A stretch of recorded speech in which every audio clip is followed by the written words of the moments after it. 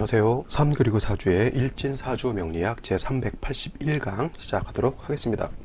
오늘은 양력으로 2019년 11월 22일이고요. 음력으로는 2019년 10월 26일입니다. 오늘 주어지는 명식은 기해년, 을해월, 개해일이 되겠고요. 오늘의 일진은 개해가 되겠습니다.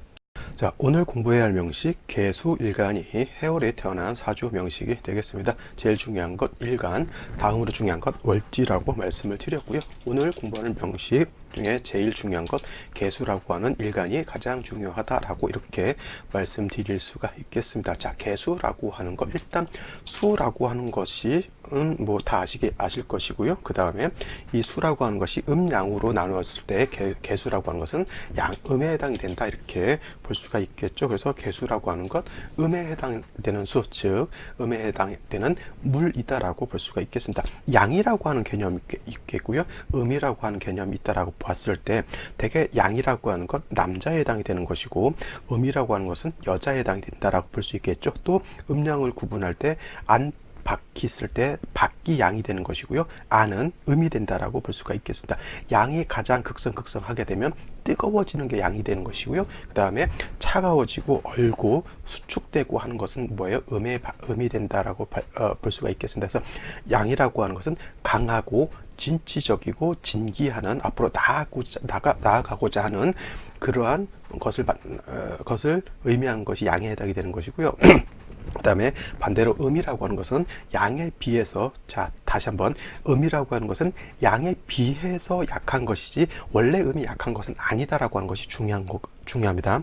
원래 음이 약한 것이 아니라 양에 비해서 약하다라고 하는 그런 개념이고요. 그 다음에 양이 밝음이었다라고 하면 음이라고 하는 것은 어두운 것을 뜻한 것이고, 양이 남자였다라고 하면 남자에 대해서 음은 여자가 되는 것이죠. 꼭 남녀를 구분했을 때 남자가 양이고 그 다음에 여자가 음이 되는데, 꼭 남녀를 구분하지 않고 어떻게 보면 사람과 동물을 비교할 수도 있어요. 그러면 사람이 양이 되는 것이고 동물이 음이 된다라고 볼 수가 있겠죠. 그래서 음양이라고 하는 개념, 좀 상대적인 개념으로 볼 수가 있는데, 수라고 하는 것도 양이라고 하는 수가 있겠고 음이라고 하는 수가 있잖아요. 그러면은 양이라고 하는 수는 보다 좀 그 규모가 좀 크고, 그 다음에 음에 비해서 좀 강한 그러한 물로 볼 수가 있겠죠. 그래서 어저께 공부한 임수라고 하는 수는 이건 양수라고 했잖아요. 그래서 이 임수 양수는 대해수라고 해서 강이나 호수, 바다같이 크고 좀 많은 양의 물이다라고 이렇게 비유를 했다라고 하면, 개수라고 하는 음수는 뭐예요? 임수인 양수에 비해서 이건 작고 맑고 깨끗한 그러한 물로 볼 수가 있습니다. 그래서 개수라고 하는 것은 되게 우로수라고 이렇게 비유를 합니다. 우로수, 되게 비라든가 하늘에서 내리는 이슬 같은 거 있죠. 저도 이슬을 굉장히 좋아합니다. 예전에 처음처럼을 되게 좋아했었는데 요즘은 이슬을 굉장히 좋아합니다. 참이슬. 그리고 예전에는 참이슬 후레쉬를 좋아했는데 요즘은 제가 참이슬 오리지널을 이렇게 또 좋아하게 되더라고요. 그래서 지금 그 이슬이 아니겠지만, 하여튼 이슬이라고 하는 그런 개념, 어떻게 돼요? 이슬이라고 하는 거 우리가 생각을 할 때 양희은이 노래한 아침 이슬이라고 하는 그러한 노래도 있지만 이슬이라고 하는 것, 맑고 영롱하다라고 하는 그런 생각을 많이 갖게 되죠. 이슬이 딱 이렇게 파란 줄기 같은 데 맺혀져 있잖아요. 근데 햇빛이 딱 떠오르게 되면 그 이슬에 햇빛이 반사가 되면 매우 아름답습니다. 제가 다음에는 그 사진을 한번 찾아가지고 여러분께 한번 보여드리도록 하겠습니다. 개수라고 하는 것은 그렇게 맑고 깨끗한 그러한 것의 상징을 뜻하고요. 그 다음에 옹달샘 같은 경우도 개수라고 볼 수가 있습니다. 옹달샘 사람이 먹을 수도 있고요. 우리 동요에도 나오죠. 깊은 산 속 옹달샘 누가 와서 먹나요? 이렇게. 그래서 그런 옹달샘이라고 하는 것은 먹어도 탈이 나지 않는 그러한 물에 해당이 되죠. 지금 4대강 사업 무슨 스트레이트인가 그거 보면은 4대강 사업으로 인해서 조금 어떤 벌레가 2m까지 막 쓸데없는 어떤 벌레가 자랐다라고 해요. 강물 같은 경우도 어떻게 됩니까?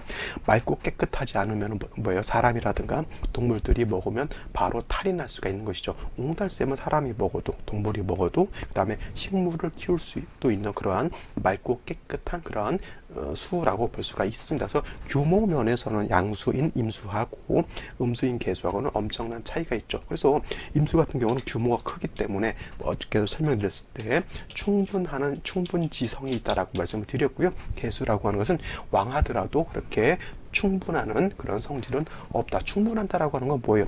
물을 옛날에 강감찬 장군인가 을지문덕 장군이 강물을 막아놨다가 순간 터트리니까 어떻게 돼? 댐이 터지는 거하고 똑같죠. 그래서 그 강을 지나가던 적군들이 수나라 군사였나요? 그거 다 이제 쓸고 내려갔다라고 이렇게 해서 그 물의 힘으로 적군을 물리친 그런 경우가 있죠. 그와 같은 물이 쓸고 내려가는 그런 것을 충분하는 성질을 가지고 있다라고 이렇게 표현합니다. 그래서 임수 같은 경우는 왕할 때는 충분한 성질을 갖고 있기 때문에 반드시 무토라고 하는 것으로서 임수를 제방해야지만 용도가 있다라고 볼 수 있는데, 개수라고 하는 것은 이러한 충분한 성질을 가지고 있지 않습니다. 그래서 부득이한 경우가 아니고서는 이렇게 한번 써볼까요? 자, 부득이한 경우가 아니고서는 개수는 무토나 기토를 취용하지 않는다, 이렇게 보시면 되겠습니다. 여기서 취용한다라고 하는 건 뭐예요?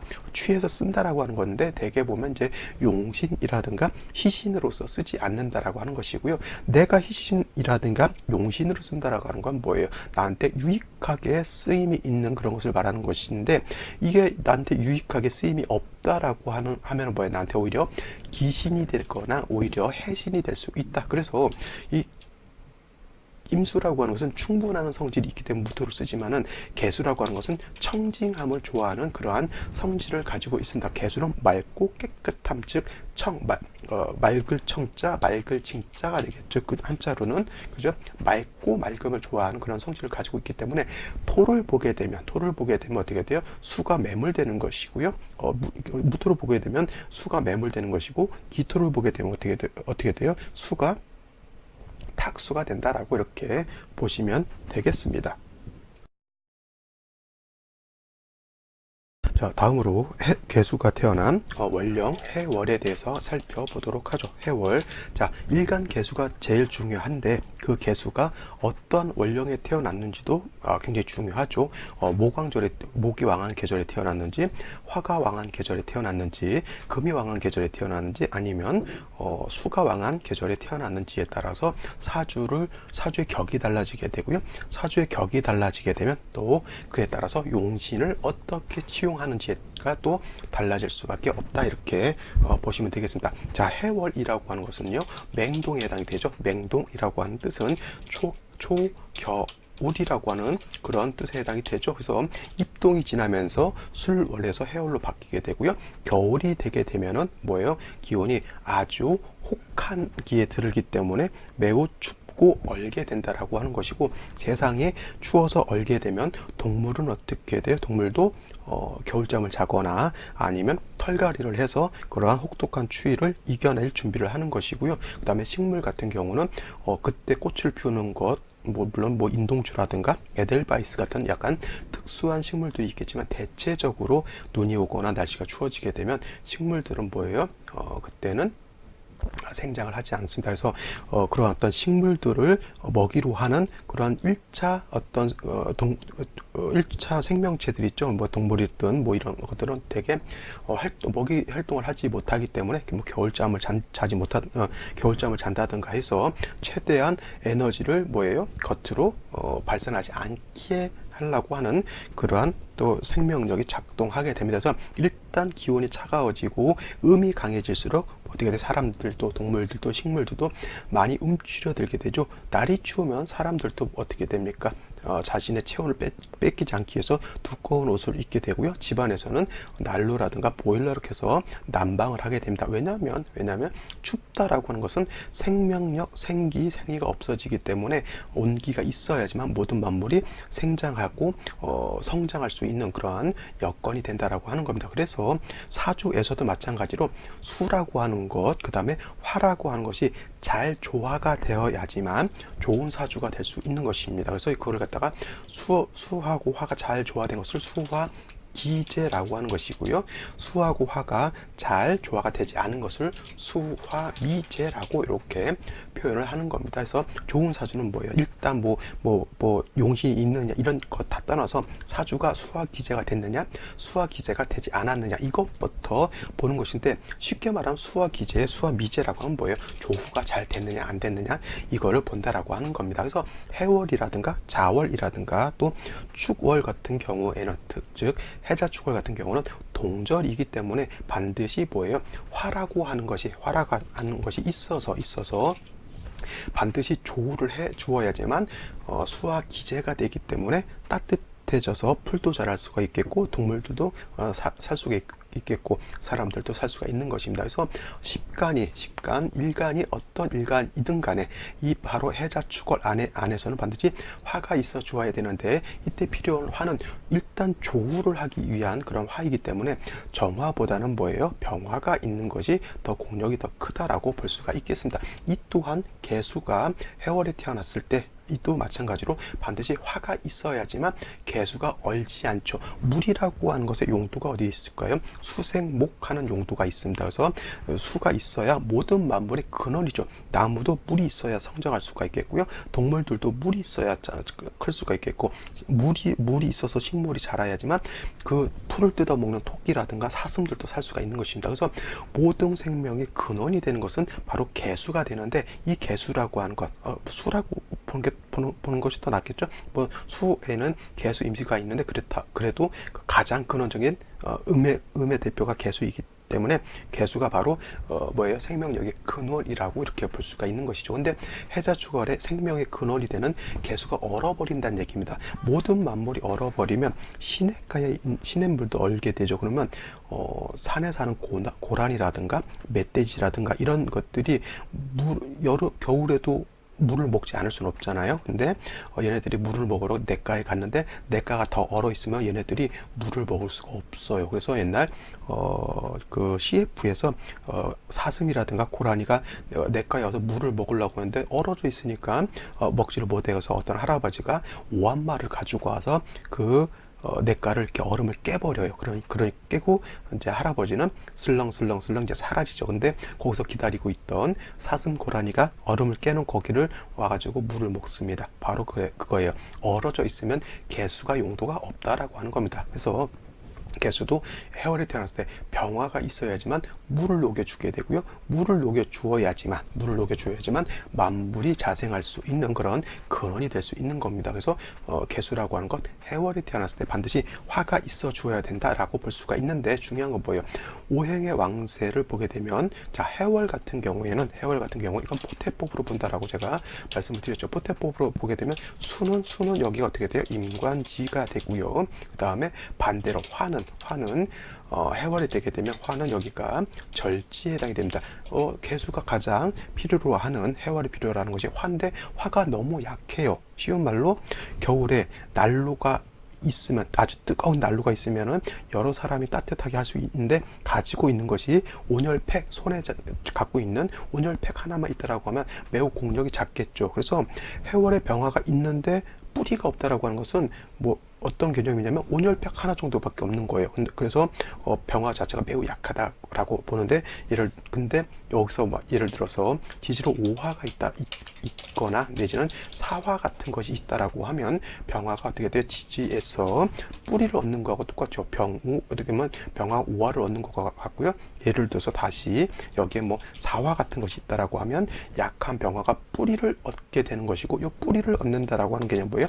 통근하는 개념이죠. 통근이라고 하는 그런 개념으로 볼 수가 있습니다. 만약에 사화라든가 오화가 없다라고 하면 하다못해 인목 같은 것이 있어도 병화가 이내 장생이 되기 때문에 병화가 힘을 얻을 수가 있는 것이고요. 근데 어떤 분들이 가끔 질문하는 것인데, 제가 인목이 좋은 것은 뭐냐면, 인중에 있는 지장간 병화가 있기 때문에 괜찮은 것인데, 가끔 묘목을 말씀하시는 분들이 있어요.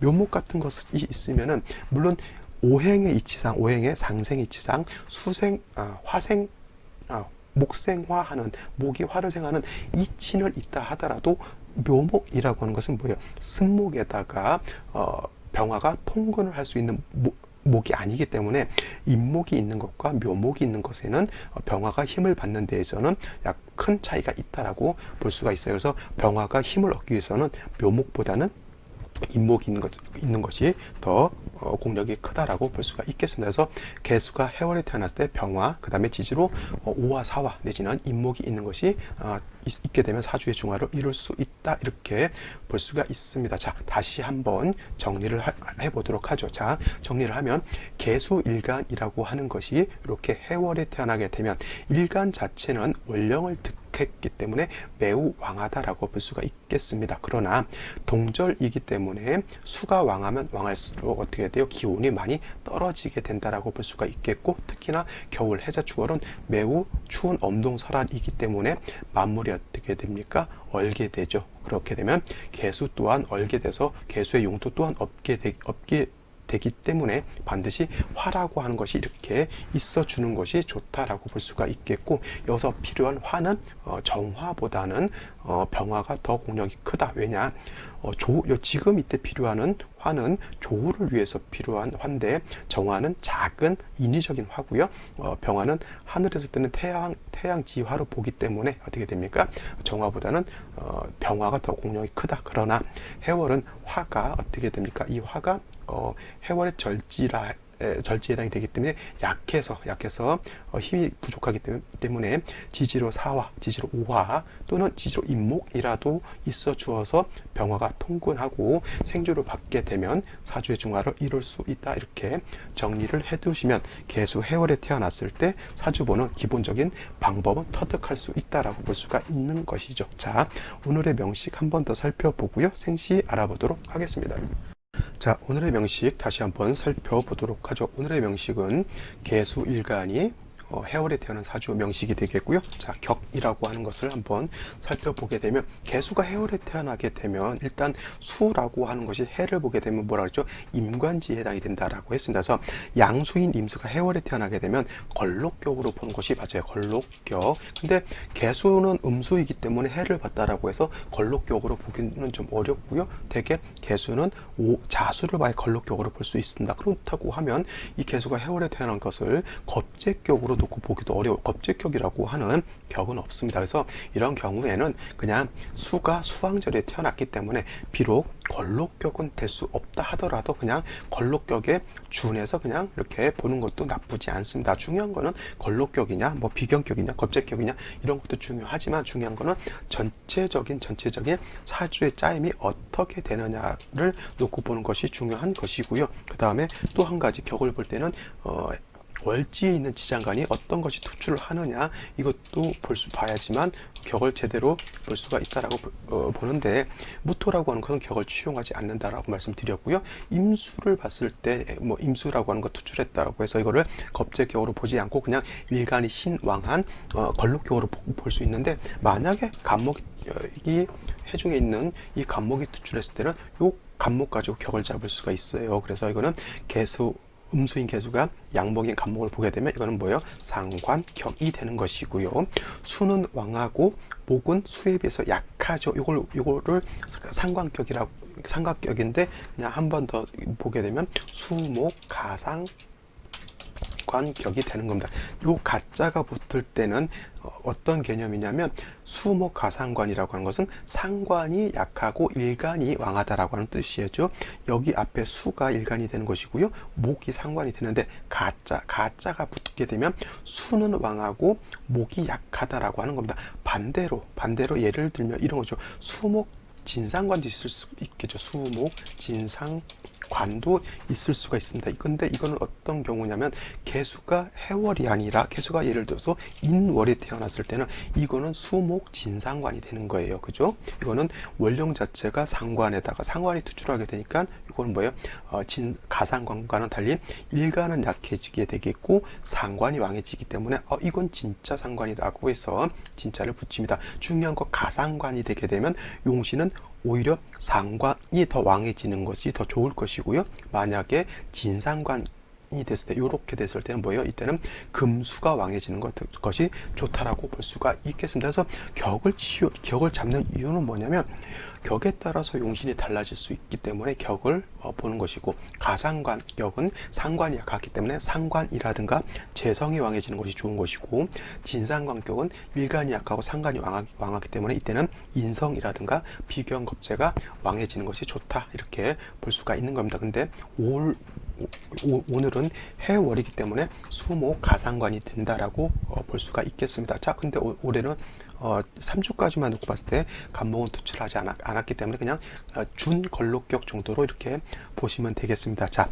이 일지를 보게 되면 해수라고 하는 것이 다시 있겠고요. 그죠? 이렇게 되면 개수가 해월에 태어나서 일간이 왕한데, 다시 해수를 보게 되면 일간이 더더군다나 왕해집니다. 그리고 개해 일주, 이거 또 한번 강조하지만 이거는 간여지동이라고 말씀드렸죠. 지난번 공부할 때 제가 갑인부터 갑인을묘 간여지동이라고 했고요.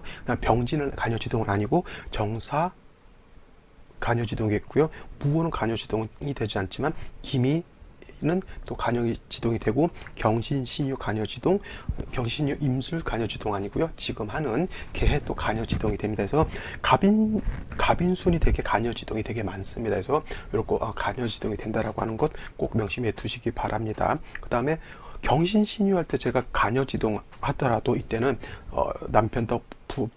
남편덕이라든가 처덕이 없지 않다. 왜냐하면 일간이 약한 상태에서 비견겁재를 보게 되면 나한테 내가 도움을 받기 때문에 이때는 부부운이 좀 좋은 걸로 볼 수가 있겠는데, 이거는 오늘 간여지동은 좀 달라요. 개수가 해월에 태어나서 일간이 왕한 중에 다시 해수를 보게 되면 왕한 일간이 다시 왕해지죠. 그러면 이때는 비견겁재가 나한테 도움을 주는 것이 아니라 오히려 나를 더 차갑게 춥게 만들어주고, 나를 더 신앙무의하게 만들어주는 그러한 사주국세가 되기 때문에, 이런 경우에는 간여지동이 됨으로 인해서 오히려 좋지 않은 경우가 되겠고, 연지를 보더라도 또 다시 해수가 있습니다. 그래서 해수, 해월의 연지해수 심판이다라고 생각하고요. 이 일간을 제외한 다른 월간이라든가 연간, 시간의 임계수가 투출한 것을 저는 말씀드리는 거예요. 그래서 아직까지 이렇게까지만 놓고 봤을 때 임계수가 투출하지 않았다 하더라도 이거는 지지로 해수의 본기는 뭐예요? 임수잖아요. 그래서 벌써 지지로 임수가 이렇게 세 개가 있다라고 하면 거의 이거는 범람하려고 지금 이렇게 준비하고 있는 그런 단계, 라고 볼 수가 있어요. 그래서 제가 개수라고 하는 것은 부득이한 경우가 아닌 거, 여기 강조를 했죠. 부득이한 경우가 아니고서는 무토라든가 기토를 쓰지 않는다라고 했죠. 그래서 이렇게 말씀드렸다는 것은 개수는 무기토를 전혀 쓰지 않는다가 아니라 무기토를 쓸 수는 있겠지만 굉장히 제한된 상황에서 쓴다라고 하는 그런 개념이 되는데, 바로 오늘 같은 경우가 바로 그와 같은 부득이한 경우에 해당이 되는 겁니다. 지지로 해수가 이렇게 많으면 이건 물이 너무 많은 거기 때문에 이때는 수를 제해 주어야 된다라고 볼 수가 있겠죠. 그래서 수를 제할 때는 기토보다는 무토가 있는 것이 더 공력이 큰데, 오늘 명식 같은 경우는 기토가 이렇게 투출되어 있습니다. 기토 가지고 이 많은 물을 감당할 수가 없겠죠. 기토는 물이 많게 되면은 수를 제하는 것이 아니라 오히려 사수동류가 된다라고, 모래가 물과 함께 쓸려 내려가는 아주 안 좋은 그런 상황이 되겠죠. 더해서 월간의 을목이라고 하는 것이 이렇게 또 투출되어 있습니다. 그러면 이 을목이라고 하는 것은 뭐예요? 기토를 파할 수 있는 힘을 가지고 있기 때문에, 이때 기토라고 하는 것, 물론 개수한테 7살에 해당이 돼서 제하는 것이 좋으냐, 이게 중요한 게 아니라 지금 왕수를 어떻게 제해서 제방을 할 것이냐가 중요한데, 그때는 뭐 무토냐 7살이냐 정관이냐 따질 필요는 없는데, 이 7살 기토는 용도가 없는 중에 을목에 의해서 또 파극이 됐기 때문에 기토는 없는 게 낫다라고 볼 수가 있겠습니다. 여기까지만 놓고 보게 되면 이거는 윤학격으로도 볼 수가 있어요. 윤학격이라고 하는 것, 전왕격 중에 한 가지죠. 원래 전왕격에는 인수격이라든가 가세격이라든가 그다음에 종혁격이라든가 염상격, 그다음에 지금 말한 윤학격 등등이 있습니다. 근데 지금 수가 왕에서 수로 종한 것을 전왕격 중에 윤학격이라고 하는 거예요. 그래서 여기까지만 놓고 봤을 때 이거는 윤학격으로 볼 수가 있는데, 중요한 것 생시가 어떻게 주어지느냐에 따라서 윤학격도 될 수가 있겠고 윤학격이 안 될 수도 있다. 만약에 윤학격이 되지 않는다라고 봤을 때 생시에서 때는 반드시 토를 봐서 수를 제하거나 목화를 봐서 조우하는 것이 굉장히 필요한 사주국세가 되어 있다라고 이렇게 정리를 해두시면 되겠죠. 자, 생시 한번 알아보도록 하겠습니다.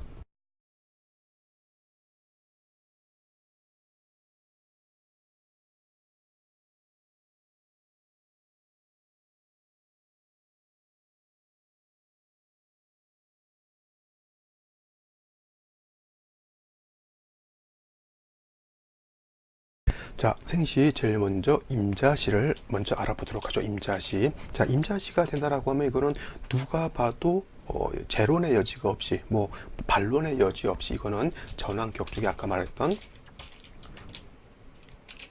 전환격 중에 이거는 윤하격이 되는 것으로 보는 것이 뭐 이거는 누가 봐도 반론될 거 없고요. 깨끗한 윤하격이 되는 것으로 볼 수가 있어요. 이거는 토가 있다 하더라도 목에 의해서 토가 제거됐기 때문에 탁해지지 않은 그러한 윤하격이 될 수가 있겠고요. 그 다음에 임수까지 투출되어 있기 때문에 이거는 윤하격 중에서도 원령을 득하고 음간이 양간을 받기 때문에 윤하격 중에서도 좀 상격으로 볼 수가 있습니다. 이거는 뭐 재론의 여지가 없겠고요. 윤하격이 됐을 때 운은 뭐예요?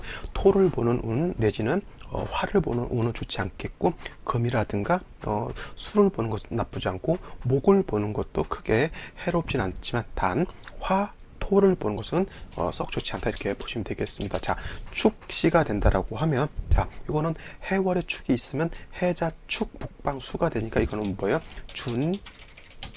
삼합이 아니라 준방합을 형성하게 됩니다. 그러면 아까 말씀드렸지만 이 기토는 날아가 버렸고요. 이 축토도 따지고 보면은 해자축 준방합을 형성하게 되면 이것도 거의 수로 화하는 것으로 볼 수가 있습니다. 그래서 이렇게 되면은 이것도 윤하격으로 또 볼 수가 있어요. 윤하격으로. 하지만 요거는 약간의 그래도 토의 기운이 섞여져 있기 때문에 아까 봤던 임자시에 비하면 약간 탁기가 있는 것으로 볼 수가 있습니다. 물론 격은 임자시에 비해서 조금 떨어진다 하더라도 크게 나쁠 것 같지는 않지만 중요한 거는 뭐냐면 이거를 갖다가 축토가 있어서 어떤 분들이 보시기에는 이거는 윤하격이라기보다는 축이 있기 때문에 이거는 그냥 일반 내격으로 보는 것이 더 타당하지 않을까라고 이렇게 보실 수도 있다라고 하는 겁니다. 이거는 이제 견해에 따라서 뭐 윤하격으로 보시든 내지는 내격으로 보시든 상관은 없겠지만 내격으로 보게 되면 이 사주는 좀 많이 편고한 사주, 일간이 너무 왕한데 저 축토를 쓰기도 그렇고요. 그 다음에 조후도 많이 모질한 조후 자체가 안 되잖아요. 이런 경우는 내격으로 보게 되면 매우 편고한 사주, 고집 세고 약간 자기만 아는 약간 이기적인 어떤 사주가 될 수밖에 없다. 사주를 보게 되면 그 사람 성향이라든가 웬만한 어떤 특징 같은 것들을 이렇게 볼 수가 있겠죠. 이런 사람들이 한번 보통 때는 잠잠하더라도 이런 사람들 한번 화가 나게 되면 매우 또 무서운 사람이 될 수도 있다 이렇게 생각이 됩니다. 자, 다음으로 갑인시를 보죠. 갑인시.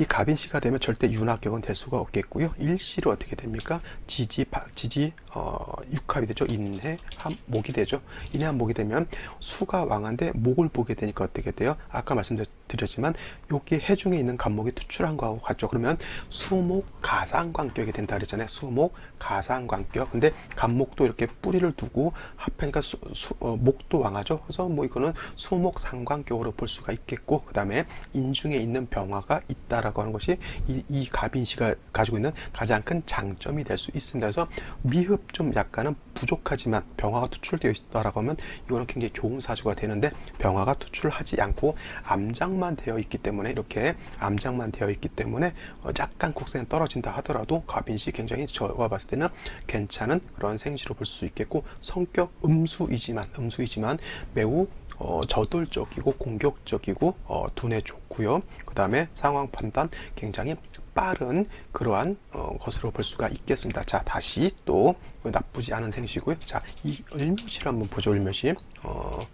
을묘시가 되면 이거는 해묘 한목이 돼요. 해묘 합목이 되죠. 이거는 준삼합이에요. 준삼합. 원래는 해묘 미 목국을 형성하게 되는데 해묘미 목국을 형성하게 되는데 이거는 미토는 없다 하더라도 해묘가 한목하고 을목이 투출되어 있기 때문에 이것도 결국 따지고 보면 상관은 아니더라도 수의 기운을 목이 설한다라고 볼 수가 있겠습니다. 자, 이것이 바로 뭐예요? 음팔통이죠.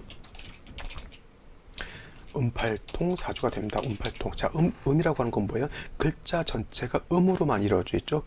기해 음이고요, 을해 음이고요, 개해 음이고요, 을묘도 다 음이죠. 음으로만 이루어져 있다고 해서 음팔통 사주가 되는 것이고, 반대로 양으로만 형성되게 되면 양팔통 사주인데, 어떤 분들이 이제 강의를 하실 때 여자는 음간으로 태어나는 것이 좋고 남자는 양간으로 태어나는 것이 좋다라고 이렇게 말씀하시는 분들이 있다라고 합니다. 근데 제가 보는 관점에서는 그것이 물론 아까 말씀드렸지만 양이라고 하는 것은 남자답고 음이라고 하는 것은 여자답기 때문에 뭐 남자는 양의 기운을 받는 것이 좋고 여자는 음의 기운을 받는 것이 좋다라고 이렇게 볼 수가 있겠고, 양팔통 사주는 남자가 양팔통 사주가 되면 좋고 음팔통 사주는 여자가 음팔통 사주가 되면 좋은데, 반대로 양팔통이 여자거나 아니면 음팔통이 남자거나 하면 좋지 않다라고 이렇게 보시는 분들이 있습니다. 이거 뭐 음팔통이 있기 때문에 여자가 이렇게 태어나면 좋은 것이고요, 그 다음에 남자가 태어나게 되면 이거는 안 좋다라고 이렇게 보는 건데, 그렇게 보는 것은 약간 좀 제가 봤을 때 약간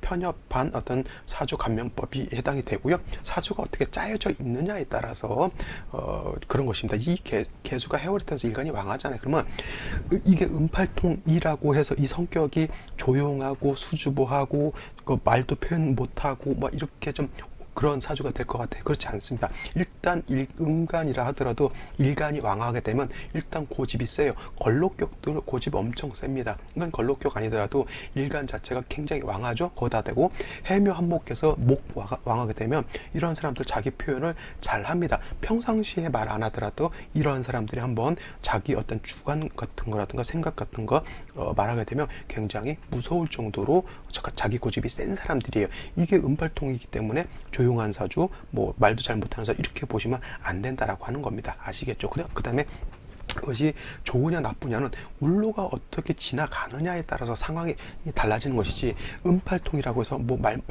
죽을 때까지 말하는 거 사는 것도 아니고요, 양팔통이라고 해서 맨날 헛소리만 하고 사는 것도 아니거든요. 그러니까 양팔통이네 음팔통이네 이런 거 너무 생각하지 마시고, 남자는 양간으로 태어나는 게 좋고 여자는 음간으로 태어나는 것이 좋다, 이렇게 보는 것도 제가 봤을 때는 맞지 않다, 이렇게 보시면 되겠습니다. 자, 개축시로 태어나거나, 그죠? 을묘시로 태어나거나, 정사시로 태어나거나, 기미시로 태어나거나, 신유시로 태어나거나, 개해시로 태어나게 되면 이거 다 음팔통으로 태어나는 사주가 되겠죠. 왜냐하면 기해, 을해 여기까지가 다 음이기 때문에 생시가 음이면 다 음팔통인 거예요. 그죠? 그러면 이때 태어나는 남자들은 사주가 다 안 좋다가 되는 거예요. 그죠? 이렇게 되어 있기 때문에 생시가 개축, 을묘, 정사, 기미, 신유, 개시에 태어난 남자 다 안 좋다, 이렇게 본다라는 얘기잖아요. 이거는 제가 봤을 때는 말도 안 된다, 이렇게 보시면 되겠습니다. 이것이 이제 을묘시에 대한 제 생각이 되겠고요. 병진시가 된다라고 하면 이 병화 가지고 조우할 수 있지만 병화가 뿌리가 없는 것이 문제가 되는 것이고, 자, 정사시가 되게 되면은 화를 얻어서 조우할 수 있지만은, 제가 말씀드렸지만 화가 있으면 좀 목이 있어 주어서 목생화하게 되면 큰 문제가 없지만, 사화가 어떻게 됩니까?